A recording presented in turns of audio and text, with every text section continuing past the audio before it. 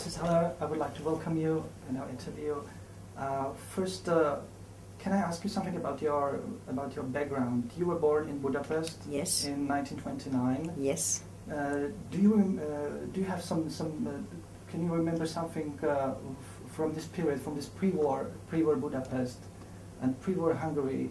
What are your memories on this time? Look, I cannot remember my birth. No one does. But I have already memories from when I was 4 or 3 years of age, because my father, who was a very politically oriented man, started to talk to me about the political events of the world. That was not the center of my life. The center of the mind was playing in the park and daydreaming. I was a great daydreamer when I was a child. But I always listened to these political informations. I remember Gömbös, the Prime Minister of Hungary, was basically very close to fascism. And he died, and my father told me about his death, and that basically, unfortunately, a death can be good luck for some, if it's bad luck for others. And from this moment on, I was informed, for example, about the workers' uprising in Vienna. I had relatives in Vienna. My father was born in Vienna. And I visited Austria every year during holidays till 38, till the Anschluss. Because since our family is Jewish, after the Anschluss I could never visit them, and then they left Austria as soon as they could leave Austria. I had no relatives anymore in Austria. But I spent every year a few weeks there, and my German... Mrs. Haller, when you talk about your Jewish background, did you experience certain kind of anti-Semitism before let's say 1944, when Ferenc Szálasi took power? Did your family was? But see, knowing Hungarian history, you possibly know there were anti-Jewish laws already in the 30s in Hungary. Hungary was, even before Hitler, passing anti-Jewish laws, and after Hitler, one after the other, there were 3 anti-Jewish laws before the German intervention of Hungary, and there was a very strong persecution against the Jews. And since the Second World War, which was from 1941, against because Hungary declared war against the Soviet Union, then the Jewish boys were starting to not called in for so-called work service, labor service, into so-called labor battalions, and they were normally murdered from their commanding officers or sent to the places where they could not survive. That was already there. But then the Germans occupied Hungary in 1944, 19th of March, and then the deportation of the Jews from Hungary started. First remote countryside, and then closer to Budapest.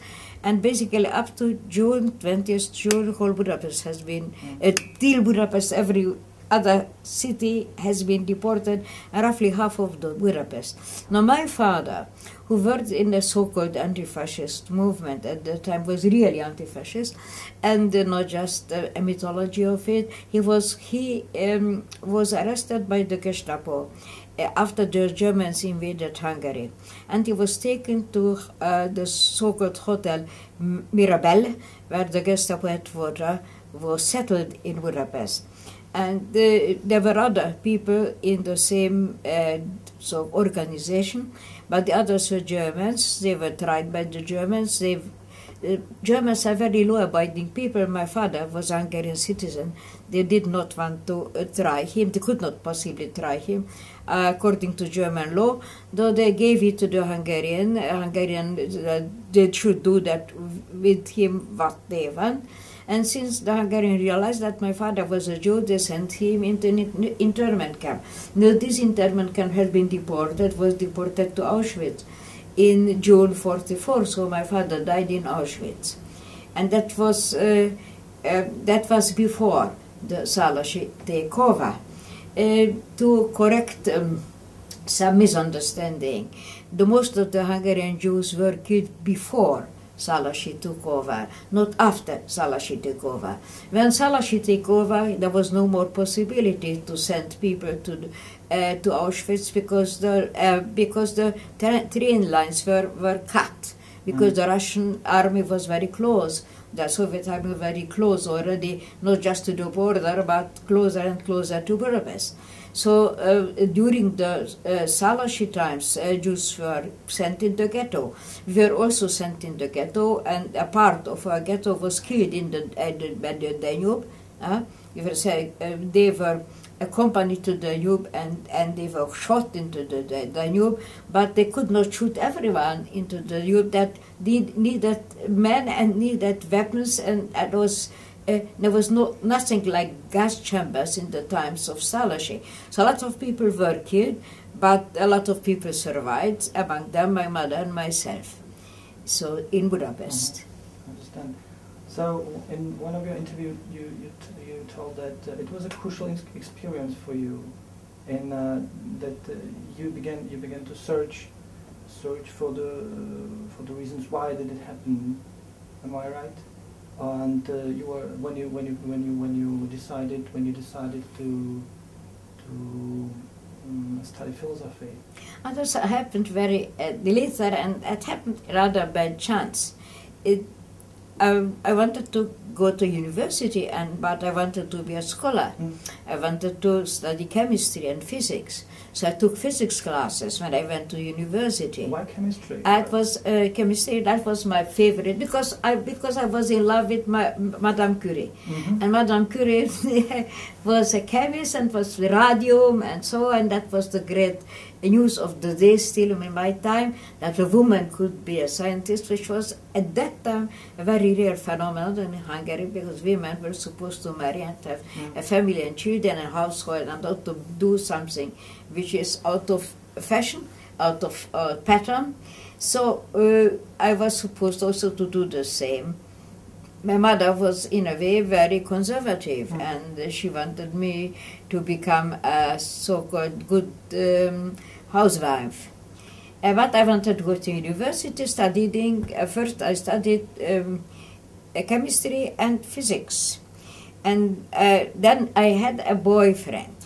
And this boyfriend was in Lukács, studied with Lukács philosophy. And this boyfriend wanted to persuade me to join him at his philosophy studies. I said, no, because philosophy is not a science, I want to be a scientist.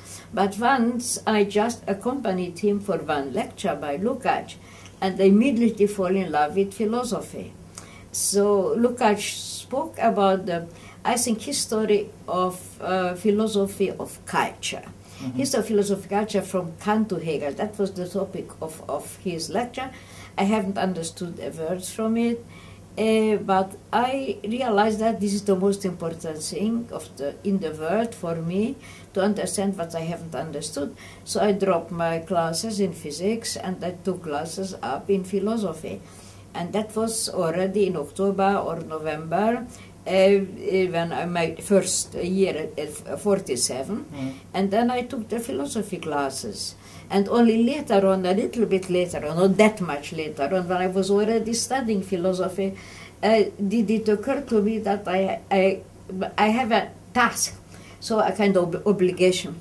The obligation to make understood how could this happen. But at that time, when I asked this question, it was not just Nazism, not just the Holocaust. It was also already Stalinism. And in 1949, they came to the Reich trial, and afterwards there was the worst possible year, 1950 or 51, in the contemporary Hungarian history. It was really the very strong terror in the times of Rákosi. The second strong years of terror were after 56, but this was the first. So I wanted to find out why this happens, why totalitarian countries come into existence, why this kind of political condition of mass murder is possible. And I also wanted to answer the question, how can people do such things.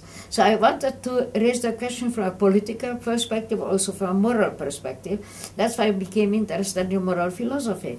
Prior to this, I was not interested in moral philosophy. I was interested in aesthetics, and I was interested in religion. These were the two main interests. But then I dropped this interest because I wanted to understand, and that's why I started with political philosophy, writing about history, politics, and especially about morality. Then my first books were written about ethics, about morality, and around these topics. But if we go back to this late 40s, you also joined the Communist Party. Yes, I joined the Communist Party in 47. No, 47.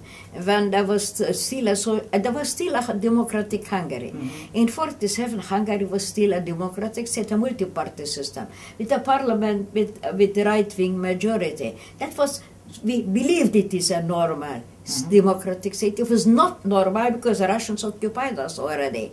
And basically, they knew what they perhaps they already knew what they were going to do with Hungary. It was not set at the beginning whether they allow Hungary to be a Finland or they don't allow Hungary to be Hungary was not included in the agreement, into the Altai agreement. So since they were not sure what happens, so we believed, maybe totally wrongly, or surely totally wrongly, that we are living in a democratic state. We can step into a party which we believe to be very progressive, and tomorrow maybe in another party. So I joined the Communist Party in 47. But when first I visited Hungarian parliament and I accompanied a young man who was in fact a member of the right-wing party, one of the right-wing parties. So I went together with him as a parliament. There were different times. The times dramatically changed in 48 and 49 in Hungary. Rákosi called this the year of change, the new year of transformation. It was. Then the dictatorship started to set in with the unification of the two working class parties. Social Democratic Communist Party, the forced unification, obviously, happened in 48, and in 49 it came to the trials. That was basically the sixth turn in this direction was due to Yugoslavia, the conflict with Tito and Comintern. It had a relationship to foreign policy, and that Hungary was the closest so-called, not yet satellite, but the state occupied by the Russians closest to Yugoslavia. How do you, for example, remember the atmosphere around the Laszlo Rajk trial? Terrible. Oh, there was fear everywhere. Everyone was afraid. Terrible. Everyone was here to be taken, to be executed. Look, there were people who believed that what was said in the Rajk trial was true. They were such a people because they made themselves to believe. I think I did believe it as well. However, I could not spell it out. That's a funny thing. Your soul or your heart, or your instincts rather, are very funny. There were, at that time there were meetings, party meetings or small group meetings, and everyone had to speak out against Rajk and against the Rajk Banda, yeah? And as you cannot translate it good in English or in German, into German. So we had to make statements, and I was in this group, and I can tell you, I believed that Rajk was guilty. But when it came to me, I could not spell out one single word. I simply could not speak. That as instinct did not let me speak. That was the first date I became very suspect, because I can be proud, I can pride myself with the following thing, that I am the person who was already observed by the Hungarian secret police when I was 22. And the last time they informed on me, I was already 60. So that was a long time. Yeah. this meeting, this party meeting, this was at the university? That was university. There were the so-called party cells in the university. That was a party cell. And I emphasize, I believe that Reut was guilty. I was stupid enough, and I was stupid enough to believe what people told me, and that what the party told me, that I should believe in it. I believe, only I could not spell it out. There was an internal inhibition. And so was it this the reason why you were expelled from the party at this time? I was expelled. No, look. First of all, I was the first. I used to be a Zionist. That was the first. That was the first reason. And then there were yes, I was considered to be unreliable. That basically unreliable. Yeah, that's and look, I considered myself a good communist, but they said I am not one. They said I am unreliable. They said, that was officially said, I am a bourgeois individualist. And I think they were right and I was wrong. Was there any university trial where your colleagues there was a university. I was thrown out from a job, and I was teaching at the university, but that was because of 56. That is after 56 that they threw me out from the university, not before it. But that was already, I said, a conclusion of the 56 revolution, although I was in opposition before 56 already. Yeah, I know. So you were expelled from the party in 49, and then you I was in 47. 47. Not in, it's very great difference. 47 were the democratic Hungary. In 49, we had already a single-party system, a Soviet system. 2 years make a very big difference. In 49, I regretted to have stepped into party. 47, I was very happy because that was the most left-wing party. That was a party where there is community and where you can be radical. Young people love to be radical, and I like to be radical. That was very radical. But you joined again the party. I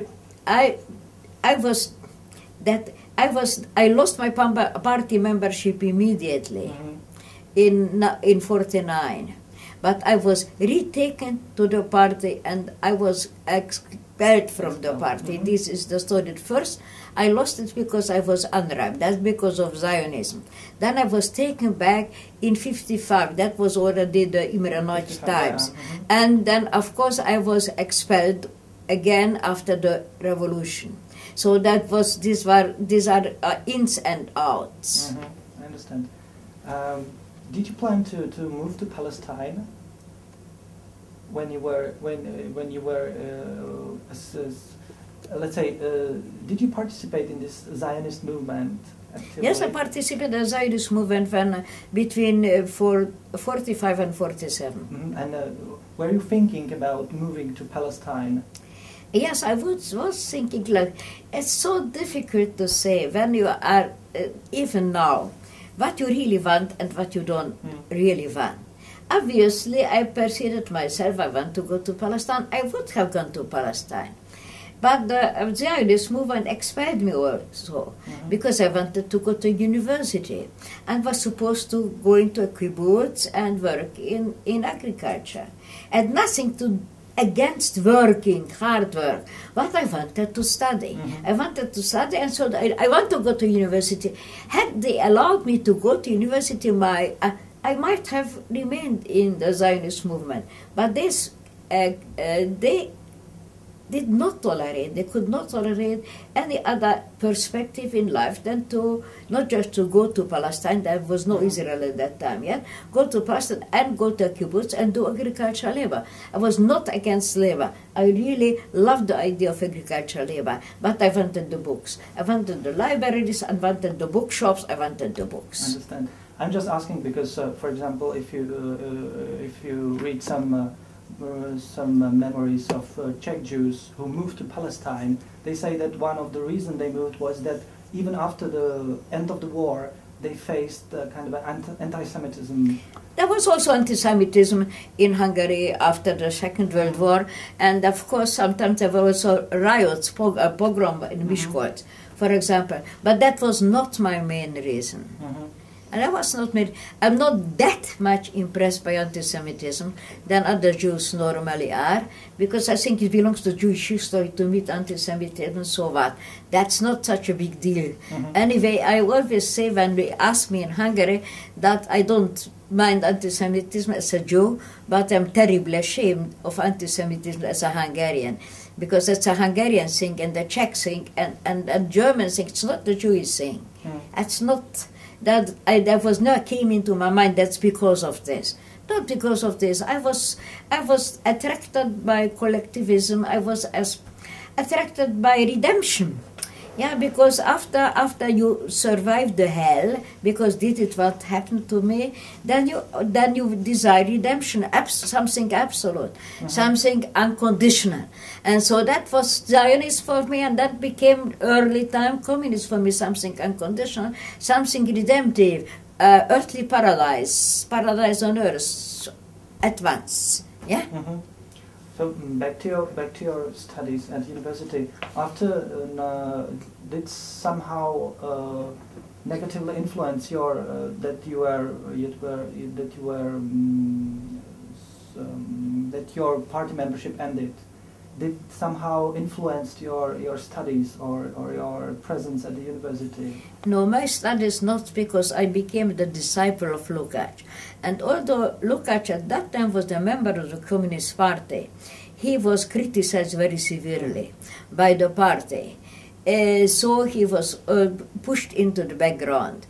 He was considered a suspicious individual at that time. So when I became his disciple, there were very few disciples of Lukács.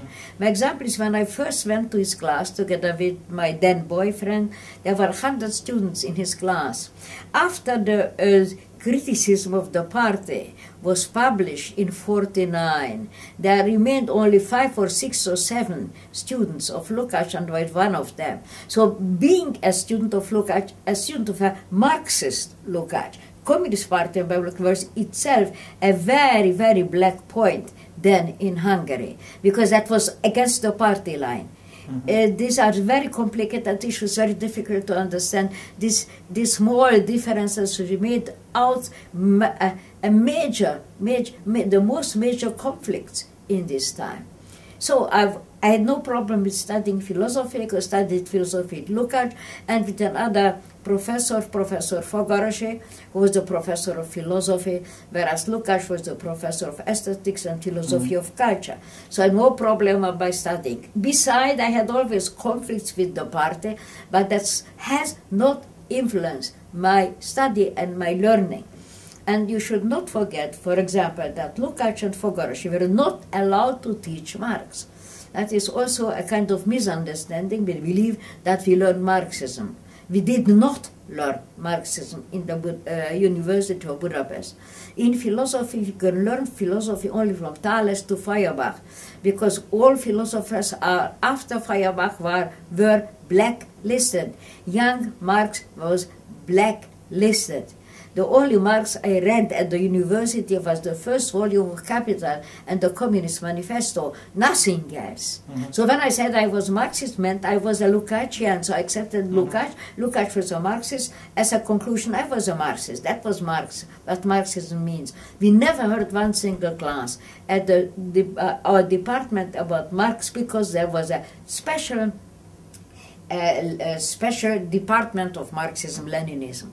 And only this department of Marxism-Leninism has the right to teach Marx and Lenin. They were never teaching Marx. They were always teaching Zhdanov and Stalin and this, never ever Marx. So I never heard about Marx, in fact, at that time, my time at university. The first time I read Marx, and I could really say I am a Marxist, was after the revolution.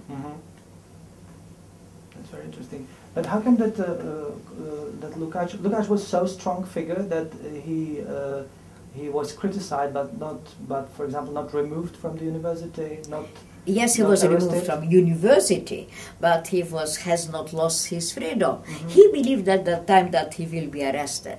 But he was not arrested, and later on turned out why not? Because that was a policy of Rákosi that none of the Muscovites should be arrested. That's all people who were arrested and tried were during the Nazi times in the West. In Switzerland, in France, etc., but not in the Soviet Union. No one single person who was in the Soviet Union became arrested. Lukács could not possibly know that.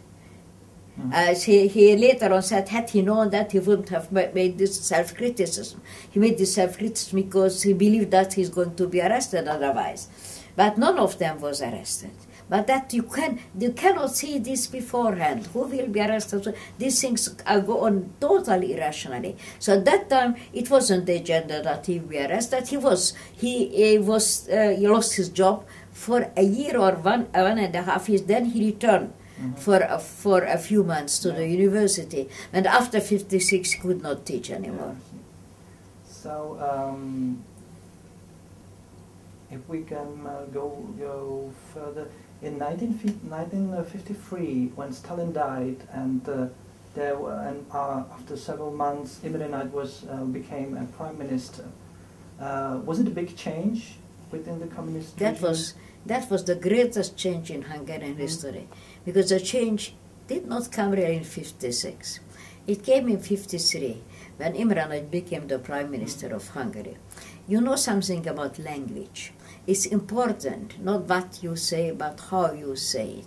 Imre Nagy, whatever he said, spoke a different language. He did not speak the party language. He spoke a good Hungarian language, and everyone understood this.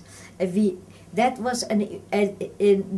came the rehabilitations. During the prime ministership of Imre Nagy, those who were tried and convicted in the Reich trial were rehabilitated. So the first person who became rehabilitated was Pálffy. So I ran up to Lukács, I remember this very clearly, and I haven't even telephoned him that I'm coming. I ran to Lukács and said, comrade Lukács, Pálffy was rehabilitated. Everything was a lie. And he didn't understand why I say everything was a lie, but that was an intuition. From this moment on, you could not believe one single word what they said. That was the starting point. Everything was a lie. Because it turns out from one thing it was a grievous lie. Then from this, if you are young enough and radical enough, immediately draw the conclusion that everything was a lie. The whole thing is a lie. So without Imre Nagy, there is no revolution in 56. Because people started to think differently. Half of the communist intellectuals who were so devoted to Rákosi's regime and the Soviet Union started to think differently. They started to be oppositional. If you listen for example, to those who at that time worked for the Hungarian party press, János Kornai, the famous economist you know, and he wrote his autobiography. And the moment this came, they really turned upside down somehow. They started to look at the same thing from different angles. So we started to think differently and individually. And the communist movement itself was divided between the pro-Rákosi and pro-Imre Nagy camp. That was then when I was readmitted in the party. I was towing the Imre Nagy line, of course, because that was our line, and we believed also, like the Czechs later on, in socialism with a human face. Yeah, that was the. Did you, for example, participate at the Petőfi Circle discussions? Yeah. Yeah. Yeah. Do you remember? Do you have some of them? Can you recall the atmosphere? Look, of course, I was one of the major participants in the philosophy discussion. There was a philosophy discussion, and that was a very funny thing. There were a lot of people in the economic university, at that time Karl Marx University, and the huge lecture room, and people after one another started to talk to the people present about what we should do, what we have done wrong, and so on and so forth.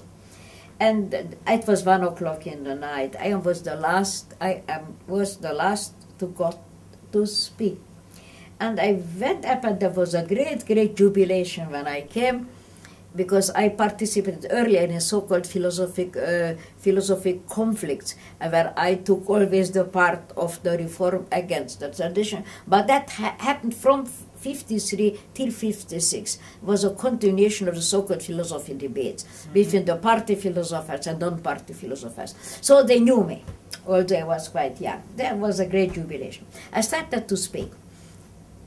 And then started to speak. I looked at my watch. It was almost 2 o'clock, and I said, look, time is late, I want to finish. And then the people started to shout, continue. And I had a very strong feeling, which I never forget. I had the feeling, this is not my place. I shouldn't be here. I was visioning myself sitting in my room, in the corner, and reading Hegel's Phenomenology of the Spirit. I said, this is where you should be, sitting in a corner reading Hegel. What do you do here? What this great performance of yours? That's not you. So you didn't feel like an orator or like... No, I felt that I'm out of place. I'm totally out of place. And this is a function of a politician. And so I was considered a political person, although I was a philosopher, not a political person. And there are very funny times, and that I noticed later on also, that because you are participating in a moral protest against something, you are considered, and you are a political figure. And that is something entirely wrong in it. Yeah, because I assume that everything, even if it was philosophy or culture, became politicized. Everything became politics, yes. Except politics. Exactly. Yeah, because politics was empty. Except politics, yeah. Because what went on in the party was no politics. Because of course in totalitarianism there is no politics. There was certainly nothing to do with politics. It was terror. It was. Subjection or oppression, but politics was not. The only place where you could politics was not a political place, was apolitical. You should not, art should not be political, philosophy should not be political. What does it mean? That we are standing here as philosophers and we are treated as the political leader, something utterly wrong. I find that something is utterly wrong. Still, this was my fate for a long time later on. What about 1956, the beginning of after Khrushchev made his secret speech? From what you said, it was not so big surprise comparing to 1953 when Nagy came. Or how do you perceive this secret speech and the reception within Hungary? It was the secret speech was extremely important yeah? in Hungary because it showed that maybe within the Soviet Union, they also discover things which we have already known. It made possible that in Hungary everyone could become a stranger to the party or even oppositional by declaring himself or herself anti-Stalinist. That was possible in Hungary to be anti-Stalinist before 56, but after 56, between the party and even after the Hungarian Revolution, it was basically natural for a Hungarian to say that was anti-Stalinism. Now, after 56, I went to Berlin. That was my first time in Berlin, and for a long time, my last time in Berlin, there was a conference on freedom. The conference started just after the 20th Congress. And I met a lot of Poles there with whom we understood each other very well. Was Leszek Kolakowski, and was a man called Walicki, and Woroszylski, and a lot of from Poland. And there was, it was also in Germany, there were communists who were all very much against Ulbricht, yeah? And they organized themselves against Ulbricht. like Wolfgang Harrich, and then I met Ernst Bloch, who gave the first talk at the conference. So it was a very interesting conference insofar as the people could not know what's going to happen. They knew that something's going to happen. That's why we spoke about freedom. The conference was about freedom, and it was obvious what freedom meant for us. We wanted to get rid of totalitarianism, not of socialism. I considered myself a socialist. I repeat, socialism and without secret police. Socialism without Soviet Union, without secret police, without the monopoly of the Communist Party, it's still socialism. That was basically very, very important. And I think all of us in Berlin 56 were thinking in the same way. And the 20th Congress was regarded as the first step to open up the scene of such kind of transformation, But still, before the Hungarian Revolution, there was Prime Minister Imre Nagy, who was kind of a reform communist. But still, the head of party was Matyas Rákosi. Yeah. How did you perceive the struggle between them? Because in 1955, I think, Imre Nagy was removed from his post. Absolute on the part of Imre Nagy. I was 100% for Imre Nagy. That was no question. There was a conflict between progress and reaction, to express myself in their language. That was a conflict between progress and reaction, was no question where we are staying by the progress against the reaction, against Comrade Rákosi, who should have gone. Litván Gyuri, who just died, a friend of mine, stood up and said, Comrade Rákosi, you ought to go. And he could do that because the spirit was like this. You could, the spirit became freer. There was an atmosphere in which in private society could speak freely. That was very important in Nagy Imre's government. Even later on, between 53 and 56, they could not shut our mouths anymore.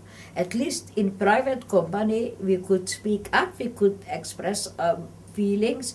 Sometimes even in party meetings, as Litván, for example, you could stand up and you can say something against Comrade Rákosi. There was a kind of internal, I would say, factions were forbidden in the party, but there were factions which hated each other, which were conflict in each other. So there was a kind of funny kind of pluralism, if I may use this word. That was between 50.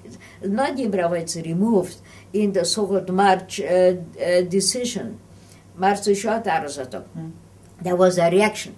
We all felt this reaction. It was after this reaction that my later husband was thrown out from the university because he defended Imre Nagy, and that was enough to throw someone out, get a disciplinary procedure, and losing the place as a student in the university.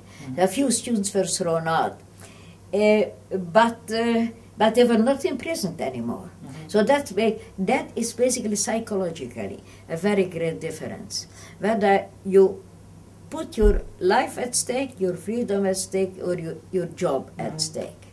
And it's in this world we put a job at stake. So what? Yeah, understand. Everybody from generation of my parents or grandparents, everybody remembers the day 21st of August 1968. And I think every Hungarian must remember can remember the 23rd of October 1956. Do you remember what were you doing on this day? Oh yes, of course, I was demonstrating. That's not so difficult to remember. I was demonstrating with those university students together, and that was very interesting political experience for me, because we started the march. When you start the march, you have the slogans, you shout slogans. And the first slogan we shouted, Imre Nagy in the government. At Nagy Imrét a kormányba. Next time, in 10 minutes, someone started Nagy Imrét a kormányra, that he should be prime minister. Then we went at 10 minutes. Some started to shout free elections, szabad választásokat. Then we all, of course, as a chorus, free elections. Then Ruski Kaza. Yeah. Ruski, go home. So that went on from the first slogan. We radicalized ourselves during the march. We went to the before the and the Stalin statue was demolished. So I was there, of course I was there. Then the whole day I was there. Only the evening when they went to the radio, I even listened to the Imre Nagy talk before the parliament. Yeah. But when they went to Lithuania, my daughter got ill in pneumonia, and we had to take her into the hospital. So I was not back to the radio. Oh, so, And the next days we spent between the revolution and hospital. Yeah, in the so-called, where we were, it was the, how can I translate it in this? That was the group of intellectuals, the Council of Intellectuals, Intellectual Revolutionary Council, maybe Intellectuals Revolutionary Council, Forradalmi Bizottság. But Értelmiség Forradalmi Bizottság was Intellectuals Revolutionary Council. We were in the Central University gathered together, and we waited for people from the parliament to come and address us, etc., etc. And so you get immediately politically organized. Yes, we got immediately reports come to us, and that was also a little bit funny. Later on, I say revolutions are perhaps always a little bit funny. Great and bloody, and we were an absolutely important series, but there is always a comic element in every. Can you say more precisely what comic element? Comic element, for example, was a lady who was made in kokarda. This is not a kokarda exists only in Hungarian. It's a very interesting arrangement of the Hungarian flag. So she was sitting there in the Forradalmi Értelmiség Bizottság and prepared them. Every second moment, she shouted, "Ruski kaza, hollap strike! Ruski kaza, hollap strike!" Every second moment. That was ridiculous. And then a person came running around and said that she cannot find a weapon. He cannot find a weapon. Whether we know where he can get, we can get a revolver or something like this, because he cannot find a weapon. So the weapon were laying on the street, and as a young intellectual never in his life learned how to handle anything, but shoots. Starts to find out where he can find a weapon. Obviously, I could not possibly know, not even from films. How you do it, how should be done. These are the comic aspects of a revolution. There are comic aspects. So you were not involved in a fighting or? No, I was not involved. I cannot shoot. I wasn't even pretending to be involved. I was involved in the press, writing articles. Yes. But I wrote articles that I'm really proud about it. Against again a good expression face me again personal revenge, taking personal revenge. So that was my önbíráskodás. That was my, because that was the pogrom there in the Köztársaság there. And was the reaction of the pogrom. I wrote this article in which I agreed that we are now going to establish the institution of Free Hungary. There will be free and independent judges, and the judges are going to try those people responsible, and the single individuals should not take shake justice in their own hand. That's what I wrote. So I was involved in intellectual things, not in using weapons which I could not possibly handle. And so when Imre Nagy became a prime minister in this period, and there was this government at the beginning of November.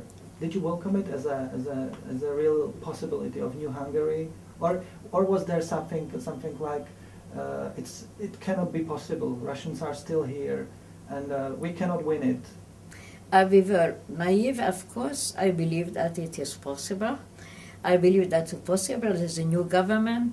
They declared free elections, immediately multi-party system free election, and they stepping out from the Warsaw Pact, and which went declaring Hungary as a neutral state. That's the neutrality of Hungary as a state. So I believe that it's possible. And it was possible. That is, now, if something happens, you always believe afterwards it was unavoidable. But if you look into the documents nowadays, you will find out it was not unavoidable. That Khrushchev himself hesitated whether they should invade Hungary or not. And he needed Mao Zedong on the one hand and Tito on the other hand, who persuaded him to take this measure. Had the Americans been stronger, really, not just in words, he would have not invaded. He could have decided against it. It was not an open and shut case. It was an open case. So it was not necessary that the Russian army invaded Hungary, although they were there. Yeah. Or they were there. It could have happened to the neutralization of Hungary. It could have come to it. I told you Khrushchev was, according to documents, busy, undecided about it. So of course we believed in this option. That was really more likely that the Russians will not allow us to step out from the line. But since Hungary was not involved in the Yalta Agreement, and we all knew that at that time, it was not out of question that they let us go. They let Austria go 1 year before the Hungarian Revolution. They let the part of Austria go, which was occupied by the Russians. It was not something unheard of or unimaginable thing. So this has happened, and we believe that there will be free elections, there will be a free Hungary, Russians will go out, and that we are going to be neutral. In that case, weren't you afraid that a civil war broke out between like former communists and people who wanted, or was it a whole country sweeping movement? There was no civil war at all. No? There was the Hungarian. They called themselves freedom fighters because that's a very romantic expression, but they were really fighting against the Soviets. They shot the tanks, they shot the soldiers, and the Soviet tanks were heavily shooting the Hungarians, shooting into the crowd, even the peaceful crowd before the parliament. A lot of people, leaders of the university were dying, others without participating anyhow in any kind of uprising, etc. They were shot dead, so there was fighting. It was not civil war. There was no civil war because those who were convinced communists, they were coward enough. Yeah, they were deadly cowards. They were hiding themselves. Many of them fled to the Soviet they were Union. not fighting. The Russian army was fighting against Hungarians, and those communists who really wanted the Russians to win, and they were, because they were afraid, not just because of their jobs, they were convinced also that that was the right thing, that's the wrong thing, and we are all counter-revolutionaries, fascists. Yeah? That they were this kind of people, this conviction, but they were cowards. They never went out to the street. They were burying themselves in the different cells or whatever cellars, or with friends. They went to friends. They asked them to friends. They cover up for them. And so that was no civil war at all. Were you in contact with Lukács during this time? When he was when he was a member of the government? Lukács was a member of the first Imre Nagy government, and when the Russian army invaded, then together with Imre Nagy and others, they left their home and went to the Yugoslavian embassy, because the Yugoslavian embassy promised them haven. Okay. And they promised, of course they did promise them haven, although that was a really ugly game. Tito really played a very ugly game here. He was the one who persuaded Khrushchev to intervene beside Mao. And then he was the one who promised haven to this, because he believed, the great tactician, that he will make a reconciliation between Rákosi and Rákosi's group, Kadar's group, and this group, the new group, especially Kadar. He liked Kadar, he didn't like Rákosi, but he had confidence in Kadar. In fact, according to the documents, it was Tito who persuaded the Russians to pick Kadar and not someone else. Not Munich, for example, Kadar for Hungary. because Tito confided in Kada. Kada was his man, in a way. So they wanted them to make peace with each other. They believed, because you see, in communist parties, everyone makes compromises. They always make self-criticism. They never say no. No, Imre Nagy was stubborn. He said no. And no one believed him. They wanted to persuade him, yes, enter the government, you get this ministership, that ministership, or get amnesty, etc. And he continued to say no, and he continued to say, I am the Prime Minister of Hungary. That's a stubbornness. And I think, and here he became heroic. Interestingly, this man, he was never, had no inclination to heroism. He became heroic because he felt his responsibility, that he was responsible for people dying for freedom. So he cannot abandon the case. He felt it so strongly that since that was Dubček never felt. That he felt that because he's responsible for it somehow, he put the people in this situation, he should take upon him the responsibility for all this. And the group of human basically almost everyone acted likewise then. So it came to naught. Tito's great plan came to naught. So they could not stay in the Yugoslavian embassy, they were taken to Romania. Lukács also was taken to Romania. And I had a very funny story about them, because Lukács disappeared. No one knew where they were. No one knew. So someone told us maybe they are in Romania. And I went to the Romanian embassy in Budapest. And I told them, look, I know that, I have known it, I know that Lukács, the secretary of the embassy, talked to me. And I told him, look, I know Lukács is in Romania, I want to know something about him. He said, Lukács is not in Romania. Then I gave a letter written to Lukács, said, here is a letter I wrote to Comrade Lukács, please give it to him. And in 2 weeks I got an answer through the Romanian embassy from Lukács. Really? So we had a correspondence with Lukács through the Romanian embassy, because though they denied that he was there, they forwarded my letters, and they forwarded his letters back to me. They are in the Lukács archive now, the letters. Of course, I wrote only about ethics, about my books, about his aesthetics, about no one single word of politics. But that was a correspondence. Immediately after the Soviet invasion, what did you do? If you were a member of political or revolutionary committee or something? So no, I was at the disciplinary procedure at the university. I was thrown out from the university, and they could choose for myself a high school where I can teach Hungarian language. But immediately after the invasion, did you fear that you could end up in front of a martial law courts, or that you can be sentenced more No, I was also, no. There was no police, they tried to arrest us, myself and another person of the aesthetic department. They were sure that we are going to be arrested. Because they found a revolver in the library of the Department of Aesthetics. Only we two, Almás and myself, were in this department. So this revolver was, of course, they put the revolver there in order to find it. That was a well-known trick. So we knew that we are going to be arrested in a few days because we have the revolver. It hasn't happened. Why not? It hasn't happened because the French and the Italian Communist Party protested against the deportation of Lukács.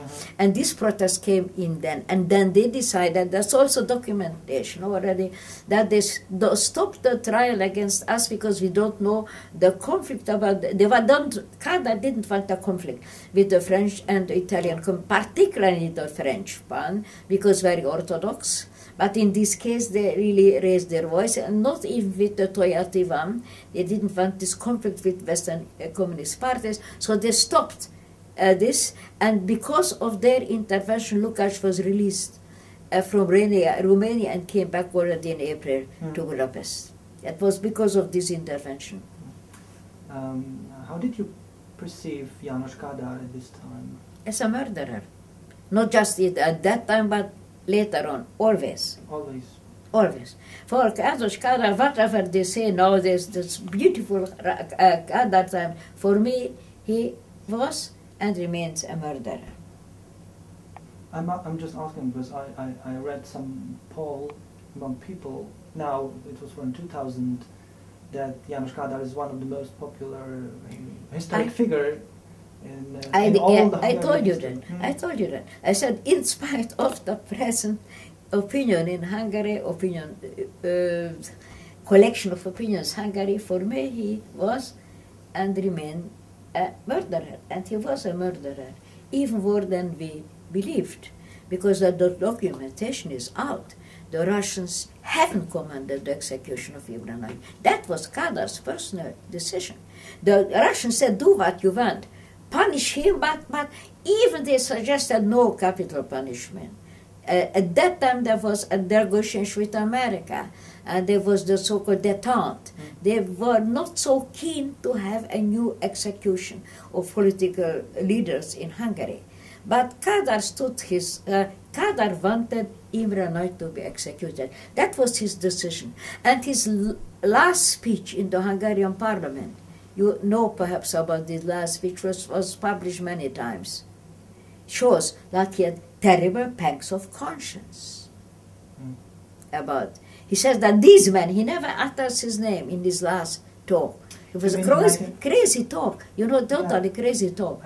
This man wanted himself. He never calls him Imre Nagy, only this man, that man. That he had, of course, pangs of conscience, which means that he had still a conscience.